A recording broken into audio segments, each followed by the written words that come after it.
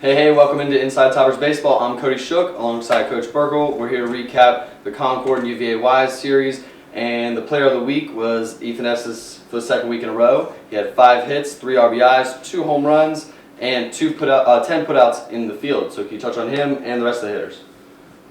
Right now, Ethan's our best hitter. Every time he comes to the plate, you're expecting something now. He's right now he's sitting in the 7-hole. He's seeing some good pitches, seeing the ball really well, and every time he comes up now, we expect something from him. So that's fun to watch, especially for him. You know, sitting out most of last year behind an upperclassman. So now he's a sophomore, and right now he's our hottest hitter, and it's fun to watch him come to the plate. Alrighty, and then pitcher of the week, Mark Smith pitched a complete game, 8-inning game that went into extra innings against Concord, a really tough team. They hit the ball around a lot, and he got his 4th win of the season. Can you touch on him? Smith did a good job with Concord. They don't miss fastballs. You know, they're a little bit wider, short, quick hands. They don't, like I said, they don't miss fastballs. So he did a really good job with his changeup, slider, mixing in the curve, keeping them off balance. And the good thing about Smitty is that was an extra inning game. It went 8 innings. If that game would have gone 13 innings, Smitty was not coming out of the game without a fight. He's just that kind of kid. He wants the ball, and for us that's good because it shows young guys that hey, it's time to step up. You know, expect the baseball, want the baseball. All right, so in 4 games we did have 16 walks, and every walk in the UVA Wise series scored. Can you touch on what you think about the walks this week compared to the past weeks, and how incredible that is that all of the walks in 2 games scored? It's college baseball. You give a team free bases, they're going to take advantage of it, especially a team like Concord and a team like Wise. It's bad to say right now that the walks are getting better, but when you have 16 walks in 4 games, that's tough. You know, Sean Perry only had 2 walks, but they both scored. Yale Hughes had 3 walks, and they all 3 scored, so that's tough. Anthony Vaughn come in throwing well, gets 2 quick outs, gets a little lackadaisical, gives up a walk, and then a home run. So now a team's right back in the ballgame, and that's been our problem is once we get a team down, we can't keep them down. All right, now can you touch on Tim Hughes? Hasn't done the best of the plate, kind of cooling off here because he started so hot, but he did have 2 very clutch home runs against Concord and against UVA Wise. Can you touch on him? Well, the one at Concord was big because I believe he was 0-2. I know he had 2 strikes on him, so he stayed within himself. And Tim's probably our best 2-strike hitter. When Tim has to focus on seeing the ball after contact, staying within himself, Tim's a pretty good hitter.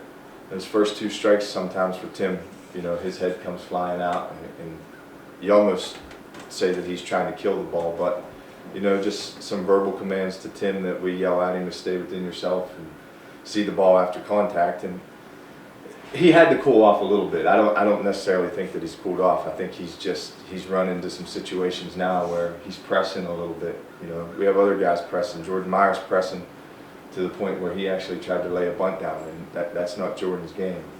So offensively, we're coming back to the table a little bit. You know, we've been on fire, but I'm happy where we're at. You know, I believe we're hitting .303 as a team. We're scoring more than 6 runs a game, which is where we need to be right now, and hopefully we just improve on that and get better.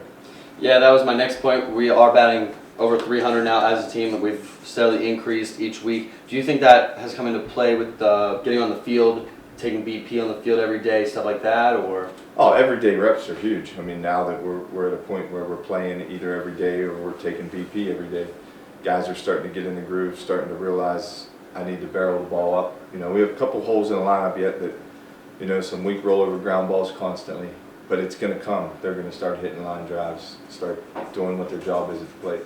Alrighty, and now the team ERA is 4.81 at the moment. Can you touch on, are you happy with that? We are playing 9-inning games, so you are going to give up more runs. Are you happy with that? It is going down at the moment in our past 5-6 games, so what do you think about that? As long as that ERA stays under our runs per game, I'm fine with that. But again, that's a big pitching staff with some big ERAs at the bottom of that right now.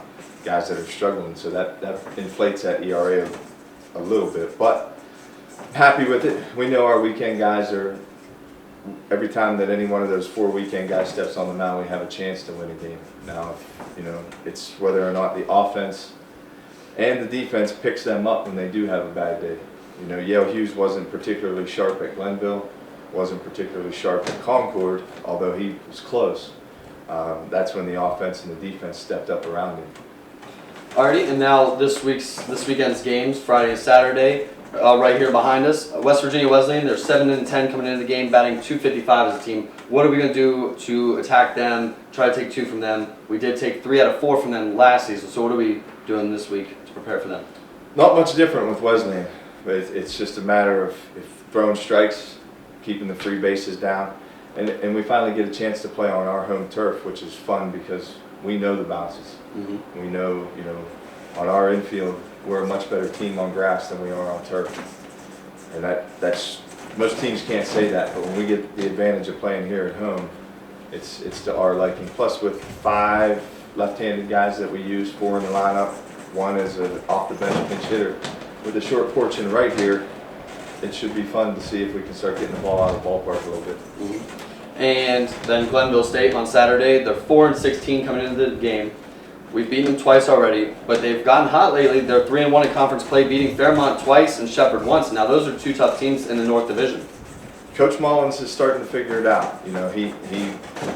He was a little concerned when we played him the last time. He said these guys don't get it. Well, apparently they got it last weekend when they beat Shepherd and swept Fairmont. So he's got them right where they want to be, I believe, coming in here. He knows that we're kind of a hot and cold team, so he'll take advantage of it. Jimmy's a pretty good coach to where he's a motivator. He can figure out a way to win games with any kind of ball player, and that's what he's done in 2 years. And I'm sure he's bringing the best he's got this weekend up to us, so we'll see if we can handle it. Alrighty, now can you talk about the press box that we're currently sitting in? It's brand new, and well, this will be the first weekend for it. We just got the sound system figured out. Hopefully we've got the radio broadcast ready for tomorrow. The phone lines are going in right now. So hopefully everything runs smooth this weekend. This is kind of our trial run. We'll actually christen it here in a couple weeks once we get, I believe it's Notre Dame comes into town. We'll kind of christen it and open it up fully and let all the alumni see it and have everything done. Alrighty, well that'll do it for this episode of Inside Toppers Baseball. Be sure to follow us on Twitter @Toppers Baseball for live updates on games and when we're going to be posting new YouTube videos.